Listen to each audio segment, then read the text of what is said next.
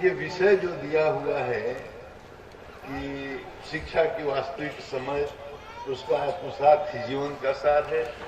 तो शिक्षा की जब हम बात करेंगे तो शिक्षा का मतलब क्या होता है, उसका उद्देश्य क्या होता है।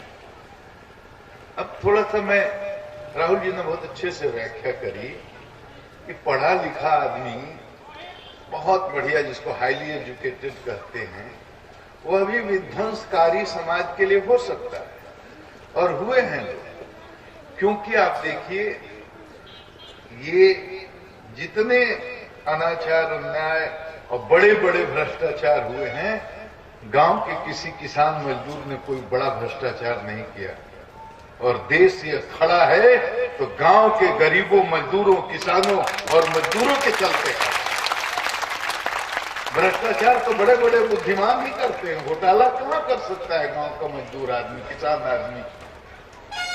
तो मैं तो गंभीरता से बोलता हूं कि ये देश बचा हुआ है तो उन 80% लोगों के कारण बचा हुआ है जो गांव में रहते हैं, जो सीधे साधे और जो बहुत हाईली एजुकेटेड लोग नहीं। इन्होंने इस धरती को, इस संस्कृति को, हमारी सभ्यता को, हमारी परंपरा को, हमारी मर्यादा को, हमारे मूल्यों को बचा करके रखा है इन लोगों ने, न कि उन लोगों ने जिन्होंने बहुत ऊंची शिक्षा ग्रहण की है।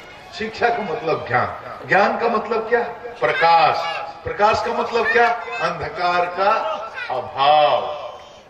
अज्ञान का नाश ही ज्ञान है और शिक्षा का ही उद्देश्य है। तो अज्ञान क्या है, अब थोड़ा सा भीतर में घुसाता हूं आपको, संकेत में बर्दाश्त कीजिए।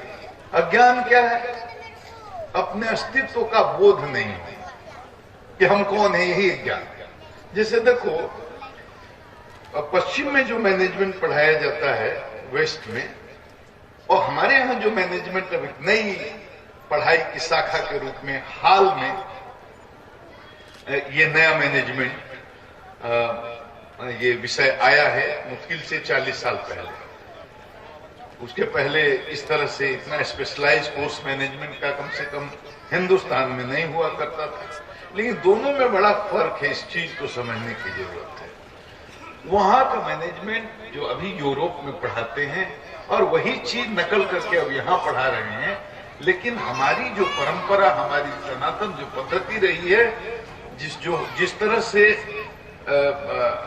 हमने मैनेजमेंट हमारी संस्कृति में पढ़ाया गया है, सीखा गया है, सिखाया गया है, वो कॉन्सेप्ट अलग है। वहां पर ये है, लोग ये मानते हैं कि एक इंसान, मैं संकेत कर रहा हूं, बहुत गूढ़ सब्जेक्ट है, मैं ज्यादा इसमें गहराई में नहीं जाना चाहता। एक ही स्थिति में, एक ही परिस्थिति में अगर 100 बच्चों को पाला जाए, पोसा जाए, संवर्धित किया जाए, तो वो 100 बच्चे एक तरह के होंगे। मतलब उनका परसेप्शन एक होगा, उनका बिलीफ सिस्टम एक होगा, उनकी पर्सनालिटी एक होगी। ये बिल्कुल गलत है।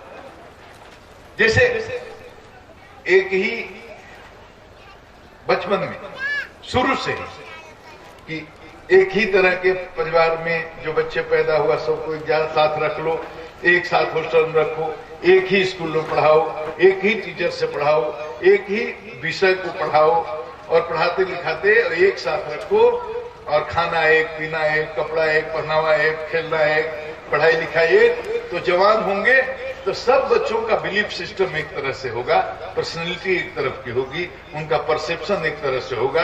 अब देखो बड़ा ये है, क्योंकि हमारा सारा लाइफ में जो एक्शन, रिएक्शन या रिस्पॉन्स किसी भी सिचुएशन, वो हमारे परसेप्शन पर डिपेंड करता है।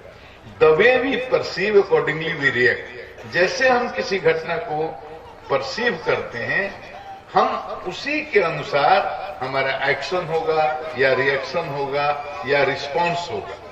तो वेस्ट का जो मैनेजमेंट है, उसमें बेसिक ये जो बात है कि एक ही सामाजिक परिस्थिति एक हो, आर्थिक परिस्थिति एक हो, राजनीतिक परिस्थिति एक हो, रिलीजियस परिस्थिति एक हो, सारी स्थितियां परिस्थितियां एक हो, तो मोर और लेस आदमी एक टाइप का हो जाएगा। देखो, अब इसमें कुछ हद तक इसमें सच्चाई ये है कि इन स्थितियों परिस्थितियों का पर्सनालिटी के शेप करने में असर पड़ता है। Your family background, social background, economic background, geographical background, academic background, religious background, cultural background, all things put together, ये सब मिलकर के पर्सनालिटी को शेप करने में इनका बहुत मेजर रोल है, इसमें कोई दो राय नहीं है। तभी तो एक पर्टिकुलर फेथ के स्कूल में पढ़ करके उस बिलीफ सिस्टम का आदमी निकलता है। जैसे हम, I am not being judgemental, जैसे मान लो कोई कम्युनिस्ट स्कूल से बच्चा निकलेगा पढ़ करके, तो उसका बिलीफ सिस्टम थोड़ा डिफरेंट होगा। कोई आरएसएस की कोई स्कूल हो, उससे निकलेगा बच्चा पढ़ करके, तो उसका बिलीफ सिस्टम थोड़ा डिफरेंट होगा। तो वो है, लेकिन बिल्कुल एक तरह के सब हो जाएंगे ये पॉसिबल नहीं है। क्यों नहीं है, ये समझने का इसके पीछे विज्ञान है। क्योंकि हम हर आदमी एक अलग इंडिविजुअल है, एक अलग सोल है। हम एक ही सुप्रीम सोल के अंश जरूर हैं, लेकिन इसके बावजूद अलग अलग मन, बुद्धि, चित्त, अहंकार के कारण हमारी अलग अलग आइडेंटिटी दी गई है। इस बात को समझना। तो पर्सनालिटी शेपिंग में जो हमारा family background, social background, economic background, academic background, cultural background, religious background काम करता है, इसके साथ साथ एक और बहुत महत्वपूर्ण चीज है कि हमारा एक्सपोजर, लाइफ में एक्सपोजर, अपने एक्सपीरियंसेस और पास्ट लाइफ के सारे कर्मा, जो संचित कर्मा है, सब मिलजुल करके हमारे पर्सनालिटी को शेप करते हैं। उसके हिसाब से देखो, एक बात ऐसे समझो, थोड़ा जटिल हो रहा है मैं समझ रहा हूं, लेकिन सबको जानना बहुत जरूरी। हम जितने कर्म करते हैं ना, जो भी करते हैं, मतलब हम बोलते हैं वो भी कर्म है, हम जो सोचते हैं वो भी कर्म है, हाथ से पैर से जो करते हैं वो भी कर्म है। तो हम जितने कर्म करते हैं ना, सबकी एक स्मृति हमारे चित्त में संचित होती है। तो एक दिन में 1000 तरह की बातें हम सोचते हैं, 1000 तरह की बातें बोलते हैं, सैकड़ों हाथ से पैर से काम करते हैं। तो जो बोला उसकी भी स्मृति संचित हुई, जो सोचा उसकी भी स्मृति संचित हुई, जो किया उसकी भी स्मृति हमारे चित्त में संचित हो गई। तो इसका मतलब एक दिन में 1000 तरह के कर्म किए तो सबकी स्मृति चित्त में संचित हो गई। तो एक महीना में जितने कर्म किए उसकी भी स्मृति चित्त में संचित हुई। तो एक वर्ष में जितने कर्म किए उसकी स्मृति चित्त में संचित हुई। तो 100 साल अगर जिए इस शरीर से, तो 100 वर्षों में जितने हमने कर्म किए, अच्छे कर्म, बुरे कर्म, तमोगुणी कर्म, रजोगुणी कर्म, सतोगुणी कर्म, सारे कर्मों की स्मृतियां चित्त में संचित हुई। तो अनंत अनंत कोटि स्मृतियां तो एक जन्म की हो गई। तो करोड़ों करोड़ों जन्मों में जितने हमने कर्म किए, सब स्मृतियां हमारे चित्त में संचित हैं, चित्त में संचित हैं। तो इसका मतलब ये है कि हमने जितने भी कर्म किए हैं, चाहे इस जन्म में, चाहे इसके पहले जन्म में, चाहे इससे 100 साल पहले के जन्म में, 200 साल पहले के जन्म में, तो सारे जन्मों की स्मृतियां चित्त में संचित हैं। अच्छे कर्म किए तो अच्छी स्मृतियां हैं, और बुरे कर्म किए तो बुरी स्मृतियां हैं। तो अच्छे स्मृतियों का भी एक पहाड़ चित्त में संचित है, बुरे स्मृतियों का पहाड़ भी चित्त में संचित है। तो स्मृतियों के इसी संचित पहाड़ का नाम संस्कार। ये बात स्मृतियों के इसी संचित नाम का। अब इसका असर क्या है कि यहीं से विचार का जन्म होता है। चित्त में जैसे संस्कार संचित हैं, वैसा ही विचार आएगा। तो विचार आएगा, जैसा विचार अनुकूल परिस्थितियां जब जुटती हैं, तो ले लिया कि अब मैं चलूंगा। तो कोई भी कर्म जो बाह्य जगत में अभिव्यक्त होता है, पहले विचार के रूप में आता है। पहले विचार आएगा, फिर अनुकूल परिस्थितियां आएंगी, जुट जाएंगी, तो विचार संकल्प में बदल जाएगा। जैसे आपका कर पाइएगा, आप छोड़ दीजिएगा। मतलब विचार तो बहुत तरह से आते हैं। तो विचार आते हैं, लेकिन हर विचार बाह्य जगत में कर्म के रूप में अभिव्यक्त नहीं होता। तो विचार जब संकल्प बनता है, तो बाह्य जगत में कर्म के रूप में उसकी अभिव्यक्ति हो गई। तो जब वो कर्म बन गया, फिर उसकी स्मृति भी चित्त में संचित हो गई। तो देखो, सुनो, विचार कहां से आया? संस्कार से। जो चित्त में स्मृतियां संचित हैं, उनका नाम संस्कार है। संस्कार से निकला विचार, विचार संकल्प में बदल करके कर्म के रूप में अभिव्यक्त हो गया। तो फिर कर्म में जब अभिव्यक्त हो गया, तो उसका भी उसका भी उसकी भी स्मृति बन गई। तो विचार, फिर कर्म, फिर उसकी स्मृति माने संस्कार, फिर संस्कार से विचार, फिर विचार से कर्म, कर्म से फिर संस्कार, संस्कार से विचार, विचार से कर्म, कर्म से संस्कार। तो ये चक्र चलता रहता है। तो जन्म जन्म की स्मृतियां चित्त में संचित हैं।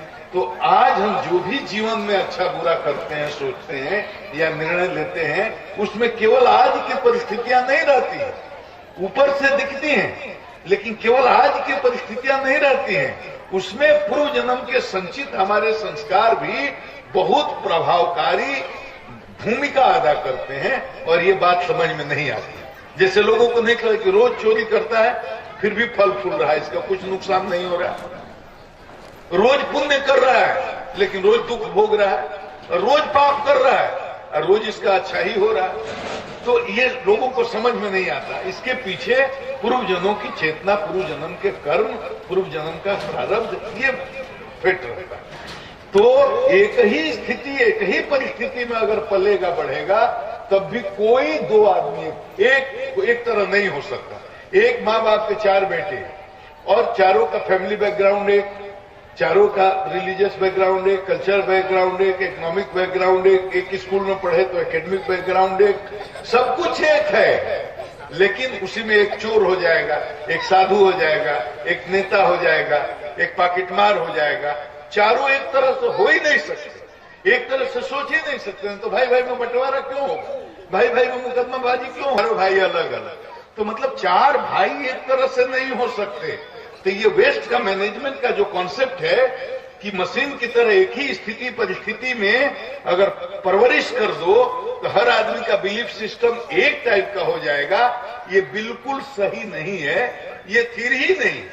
क्योंकि हर आदमी की इंडिविजुअल, देखो ये शिक्षा की बात करते हो ना, क्या बदलना है आपको, ये समझाना है। ये देखो कि हमारी दृष्टि तो शरीर के अलावे कहीं जाती ही नहीं, हमारी नजर बस शरीर से शुरू होती है और शरीर ही पर खत्म हो जाती है।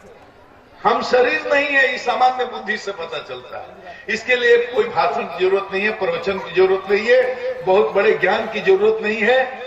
शिक्षित हो आदमी तब, अशिक्षित हो तब सामान्य बुद्धि से समझ सकता है कि हम शरीर नहीं है। हमारा एक हाथ काट दो तब भी हम हैं, भले कोई लूल्हा कर सकता है। हमारे दोनों हाथ काट दो तब भी हम हैं, हमारा एक पैर काट दो तब भी हम हैं, भले कोई लंगड़ा कर सकता है। दोनों पैर काट दो, दोनों हाथ काट दो तब भी हम हैं, नाक काट दो तब भी हम हैं, कान दोनों काट दो तब भी हम हैं, दोनों आंख तोड़ दो तब भी हम हैं। कोई भले सूरदास कह सकता है, लेकिन न आंख कान काटा, न आपका मुंह काटा, दांत तोड़ा, आंख नहीं फोड़ा, कान नहीं काटा, हाथ नहीं काटा, पैर, सब कुछ है, पूरा शरीर ठीक। एक चीज उसमें से उड़ जाती है और शरीर मिट्टी का हो जाता है। श्री राम नाम। तो सोचो क्या है, इसलिए कहा कि कौन कहता है कि दुनिया सत्य है, सपना नहीं है, जबकि अपना श्वास भी अपना नहीं है, जबकि अपना श्वास भी। तो हम ये शरीर नहीं है, ये तो मोटी बुद्धि से मालूम पड़ता है भाई कि हम ये शरीर नहीं है।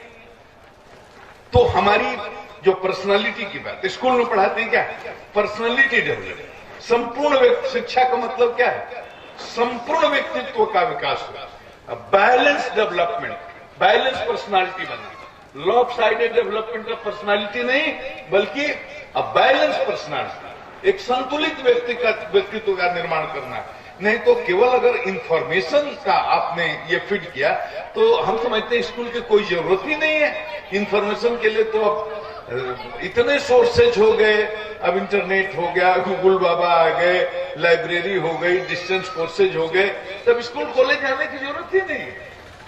इंफॉर्मेशन को कलेक्ट करना, उसको डिसमिनेट कर देना, बच्चों में बांट देना, तो ये एजुकेशन थोड़ी है। एजुकेशन का मतलब है बच्चों के पर्सनालिटी का शेपिंग हो, उनके व्यक्तित्व का संतुलन बना रहे, मतलब बैलेंस पर्सनालिटी उनकी बने, उनकी पर्सनालिटी को शेप करना है। तो ये आउटर पर्सनालिटी है, इसको बाह्य व्यक्तित्व कहते हैं, ये जरूरी है, इसका इंपॉर्टेंस है। बड़ा ये इग्नोर करने लायक नहीं है। भौतिक दुनिया में इसका महत्व है। कोई गोरा है, कोई काला है, कोई मोटा है, कोई पतला है, कोई लंबा है, कोई नाटा है, ये बाह्य पर्सनालिटी है। लेकिन ये असली पर्सनालिटी, ये रियल पर्सनालिटी नहीं है। सोल के ऊपर 3 लेयर हैं। ये सोल है, पहला सबसे आउटर लेयर है बॉडी। ये छितिजल पावक गगन सबीरा, जो 5 चीज से बना हुआ शरीर है, ये मिट्टी का है और यही मिट्टी में मिल जाता है, यही शरीर। इसके अंदर दूसरा जो लेयर है उसको बोलते हैं, इसको समझ लो, मन, बुद्धि, चित्त, अहंकार। दर्शन की भाषा में इसको बोलते हैं अंतःकरण चतुष्टय। लेकिन अंग्रेजी में इसके लिए एक शब्द है माइंड। अंग्रेजी में क्या बोलते हैं? ये देहात में भी सब औरतें भी, जैसे हमारे गांव में पड़ोसी में एक चाची जी हैं, एकदम अनपढ़ है लेकिन धड़ल्ले से अंग्रेजी का उपयोग करते हैं। हमारा माइंड बहुत गर्म था। माइंड, तो माइंड आप समझिए, माइंड ये है मन, बुद्धि, चित्त, अहंकार। और माइंड क्या है आदमी के लिए भी, अगर आप समझ गए, एक पराठा की तरह है। घर में माई लोग, माता जी लोग, बहन जी लोग पराठा बनाती हैं। ये माइंड क्या है बोलो? पराठा की तरह है। जैसे पराठा में 4 लेयर होते हैं, 4 तह होते हैं, वैसे ही इस माइंड में 4 लेयर हैं। सबसे ऊपर जो है उसको बोलते हैं मनस, emotional part of the mind.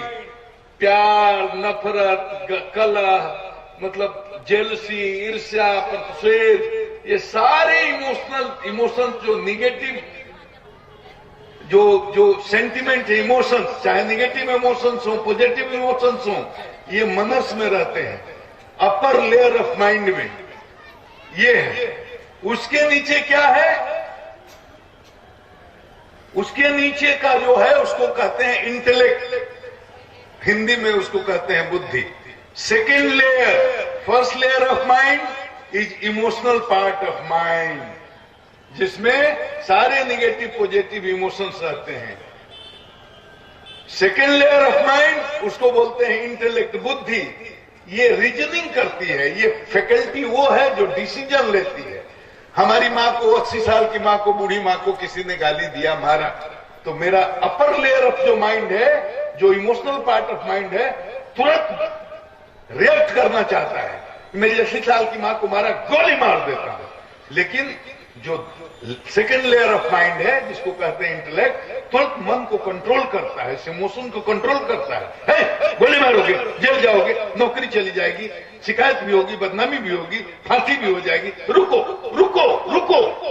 मतलब ये सेकेंड लेयर ऑफ माइंड जो है, जिसका नाम इंटेलेक्ट है, वो माइंड को गवर्न करता है, तुरंत संभालता है। रुको, गाली दिया, छोड़ो, बर्दाश्त कर जाओ, तो हम हत्या नहीं करते। जो आदमी इंटेलेक्चुअली वीक है, माने जिसका इंटेलेक्ट स्ट्रांग नहीं है, जो ज्यादा इमोशनल है, ज्यादा सेंटिमेंटल है, मन जिसका ज्यादा मजबूत है और इंटेलेक्ट कंट्रोल नहीं कर पाया, वो आदमी तुरंत गोली मार देता है। वो आदमी, पत्नी से झगड़ा होता है, एक चीज है, मन जो है, जो फर्स्ट लेयर ऑफ माइंड है, इमोशनल पार्ट ऑफ माइंड, उसमें केवल इमोशंस है। उसको जिसने इंटेलेक्ट से गवर्न करना शुरू कर दिया और सीख गया ये कला कि मन को कैसे इंटेलेक्ट से गवर्न किया जाता है, बस वही आदमी जीवन में सफल होता है। और एजुकेशन में, एकेडमिक इंस्टीट्यूशंस में, स्कूल में, कॉलेज में सिर्फ बच्चे को इतने ही सिखाने की जरूरत है और कुछ भी सिखाने की जरूरत नहीं। सारे इंफॉर्मेशन है किताबों में, फिजिक्स के सूत्र हैं, केमिस्ट्री के सूत्र हैं, और इतिहास की कहानियां हैं, मैथ के फार्मूले, सब कुछ है। वो टीचर पढ़ा देंगे। सीखने की चीज एक ही है कि सेंसेज को गवर्न करने वाला इंस्ट्रूमेंट है, वो मनस है, इमोशनल पार्ट ऑफ माइंड। और उस माइंड को गवर्न करने के लिए ईश्वर ने जो हमारे अंदर इंस्ट्रूमेंट फिट किया है, उसका नाम है intellect. Mind and intellect, two subtle machines fitted inside all of us. whether you are Hindu or Muslim or Sikh or Isai, irrespective of caste, creed, nationality, whether you are Pakistani or Hindustani, Irani or Japani, whoever you are, everybody is fitted with two subtle machines inside. सबके अंदर ये machine fit है. एक का नाम है मन, एक का नाम है बुद्धि. मन के अनुसार जो चलेगा उसका पतन निश्चित. मन का मतलब केवल सेंटिमेंट और इमोशन पर जो चलेगा वो कभी भी लाइफ में सही डिसीजन नहीं ले सकता है. इसलिए ईश्वर ने मन एक फास्ट रनिंग कार की तरह है जिसमें ब्रेक नहीं है. तो अगर हाईवे पर कार 100 की स्पीड में जा रही है, उसमें ब्रेक नहीं हो तो सामने से ट्रक आ रही है तो क्या होगा? एक्सीडेंट होगा. कोई रोक नहीं सकता है. इसलिए मन एक बिना ब्रेक की दौड़ती हुई सरपट कार की तरह है. उस कार को संभालने के लिए, मन को रोकने के लिए, संभालने के लिए ईश्वर ने एक दूसरा इंस्ट्रूमेंट हमारे अंदर फिट किया है जिसका नाम इंटेलेक्ट है. वो इंटेलेक्ट माने वो मन को गौर करने का इंस्ट्रूमेंट है. इस इंटेलेक्ट को और माइंड को ठीक से समझाया जाए और केवल बच्चों को इस माइंड को कंट्रोल करने की कला इंटेलेक्ट से सिखाई जाए, कैसे माइंड को गौर किया जाता है. तो जितना माइंड गौर होगा, जितना अनुशासन में रहेगा, उतना कंसंट्रेशन बढ़ेगा. उसका स्वाभाविक परिणाम है कि मन जितना अधिक नियंत्रित होगा उतना अधिक कंसंट्रेशन बढ़ेगा, फोकस बढ़ेगा. वो बच्चा उतना जो संकल्प लेगा वो जल्दी संकल्प सिद्ध होगा. इसलिए बच्चों को माइंड और इंटेलेक्ट के बारे में बता कि शराब का मैं क्यों प्रचार करूं. शराब पीना, देखो, मैं सुन ले, सब लोग सुन. शराब पीने से सेहत खराब हो जाती है, रोग हो जाता है, घर की शांति नष्ट हो जाती है, बच्चे बर्बाद हो जाते हैं. मैं ये सब नहीं कहता हूं क्योंकि ये सबको पता है, पढ़े लिखे को भी पता है, अनपढ़ को भी पता है. वही बात मैं बार बार क्या दोहराऊंगा. मैं इसलिए कहता हूं, अलग बात कहता हूं कि शराब पीने का सबसे बड़ा नुकसान ये है, नशा करने का सबसे बड़ा नुकसान ये है कि मनुष्य के जीवन की सबसे कीमती चीज जो ईश्वर ने उसको दी है उपहार के रूप में, जिसका नाम बुद्धि है, इंटेलेक्ट है, ये बुद्धि ही खराब हो जाती है, ये बुद्धि ही नष्ट हो जाती है. ये सबसे तो आदमी की बुद्धि नष्ट हो गई तो फिर क्या होगा? 4 आना बुद्धि खत्म, आदमी 4 आना पागल. 8 आना बुद्धि खत्म, आदमी 8 आना पागल. 75% बुद्धि खत्म तो आदमी 75% पागल. 100% बुद्धि खत्म, आदमी 100% पागल. यही तो है. तो पागल और आम सामान्य आदमी में क्या फर्क है बताओ? लेकिन पागल और आम आदमी में इतना ही फर्क है कि एक फैकल्टी ने जो बहुत ही सटल है, बहुत ही सूक्ष्म है, जो दिखती नहीं है, जिसका नाम बुद्धि है, इंटेलेक्ट है, उसने काम करना बंद कर दिया तो ऊपर से आदमी दिखेगा नॉर्मल, लेकिन वो रहेगा क्या? पागल. तो पागल आदमी क्या करेगा? कहीं भी कपड़ा खोल सकता है, कहीं पैंट खोल सकता है, रेलगाड़ी के सामने कूद सकता है, छत से छलांग लगा सकता है, आग में कूद सकता है, हाथ में चाकू अपना गला काट सकता है, बेटे पत्नी किसी का गला काट सकता है. उसके अंदर निर्णय लेने की क्षमता ही खत्म हो गई, वो फैकल्टी ही खत्म हो गई जिससे निर्णय लिया जाता है. तो मनजीवी हो गया, तो पशुवत हो गया. शरीर इंसान का लेकिन दिमाग जानवर का हो गया. तो शराब पीने से, नशा का सेवन करने से आदमी के शरीर में रहता है लेकिन उसकी बुद्धि भ्रष्ट हो जाती है, तो आदमी के शरीर में रहते हुए जानवर हो जाता है. इसलिए शराब पीना बहुत ही खराब चीज है, नशा का सेवन करना खराब चीज है. और शिक्षा का मतलब यही है कि आदमी मन पर अपनी बुद्धि के द्वारा नियंत्रण सीखे और मन को जहां चाहे वहां फोकस करना सीख जाए, सफलता उसका कदम छूएगी. और शिक्षा का मतलब यही है कि एक संतुलित मनुष्य बने, ऐसा मनुष्य जिसका बिलीफ सिस्टम बिल्कुल बैलेंस हो, जो हिंदू, मुसलमान, सिख, ईसाई में फर्क न करे, जो जात के नाम पर, मजहब के नाम पर आज जो लड़ाइयां हो रही हैं वो किस लिए हो रही हैं? क्योंकि आदमी के बिलीफ सिस्टम में ये बातें घुसी हुई है. जातवाद एक बिलीफ सिस्टम है, मजहबवाद एक बिलीफ सिस्टम है, कोई फैनेटिक है एक बिलीफ सिस्टम है. तो एक संतुलित बिलीफ सिस्टम कि हम सारे एक ईश्वर की संतान हैं, हिंदू हो, मुसलमान हो, सिख हो, ईसाई हो, इस जात के उस जात के हो, भगवान कैसे दो हो सकता है? हिंदू का भगवान अलग, मुसलमान का भगवान अलग, सिख का भगवान अलग, ईसाई का भगवान अलग, जादव का भगवान अलग, कुर्मी का भगवान अलग, कहार का भगवान अलग, पंडित का भगवान अलग, बनियार का भगवान अलग, छत्री का भगवान अलग, हजारों जातियां, हजारों उपजातियां, सबके भगवान अलग अलग हो जाएंगे तो हजारों भगवान हो जाएंगे।